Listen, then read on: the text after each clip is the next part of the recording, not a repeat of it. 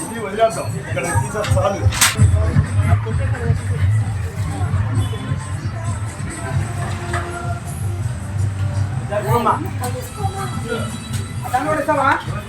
అరే ఒక్కసారి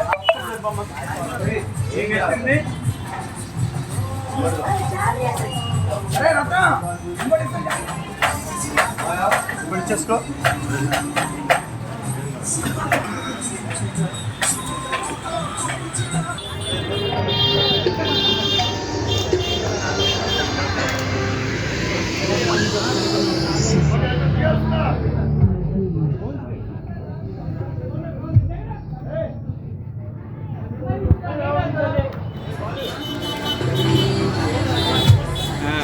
నవ్వు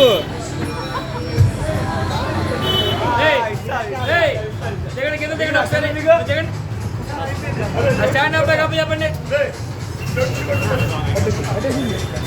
సరిపోతే ఫ్లవర్లను కొట్టాలా?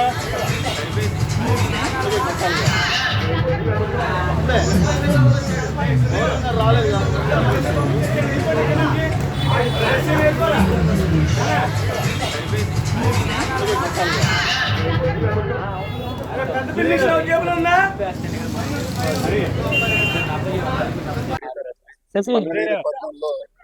గత 25 సంవత్సరాల నుంచి కూడా ఈ కార్యక్రమం చేయడం జరుగుతుంది. గణపతి ఉత్సవాలు చేయడం జరుగుతుంది. దాంట్లో భాగంగా మంగళ వ్యాపారస్తులు, అలాగే ఆర్యవేశ సంఘాలు, మరి షాపులో ఏ కులం వారైనా కానీ మాకు సహకరించి మీకు ఎంతగానో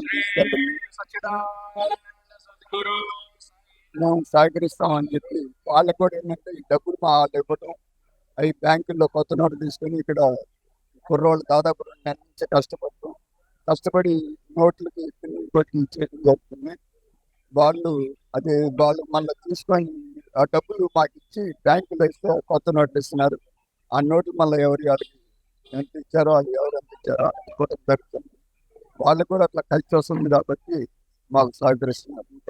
ఏ సంవత్సరం డెవలప్ చేసుకుంటాం, ఎంతో కొంత పెంచుతా ఉన్నారు. 2 లక్షలు 2 లక్షల 2,20,00,000 అండి. ఇప్పుడు 2,35,00,000తో చేస్తున్నాము. మరి అందరూ కూడా సహకరించి మాకు ఎంతగానో తీసుకొని సహాయం చేస్తున్నారు. మళ్ళీ వాళ్ళకి వారం రోజుల్లో మేము వాళ్ళకు కూడా వ్యాపారాలు బాగా జరుగుతున్నాయి. ప్రతి సంవత్సరం కూడా ఈ మండపంలో ప్రత్యేక స్వామివారిని మనం ధన రూపంలో ఏర్పాటు చేసుకున్నాం. ఈసారి ప్రత్యేకత ఏంటంటే కుమారస్వామి, అట్లానే మన క్షేత్ర స్వయంభూ అయినటువంటి లక్ష్మీనరసింహ స్వామి కళ్యాణం కూడా చేస్తున్నాం మేము. నెక్స్ట్ ఇంకోటి అంటే ఈ గణేశుడు కూడా హిరణ్యకశిపుడిని సంహరించి ప్రహ్లాదుడికి ఎలా ప్రత్యక్షం అవుతాడో, నరసింహుడు ఉగ్రనరసింహ అవతారంతో గణేశుని ప్రతిష్ఠించుకున్నాం. ఈ సంవత్సరం సుబ్రహ్మణ్య స్వామిది దండరూపంలో ఏర్పాటు చేస్తున్నాం.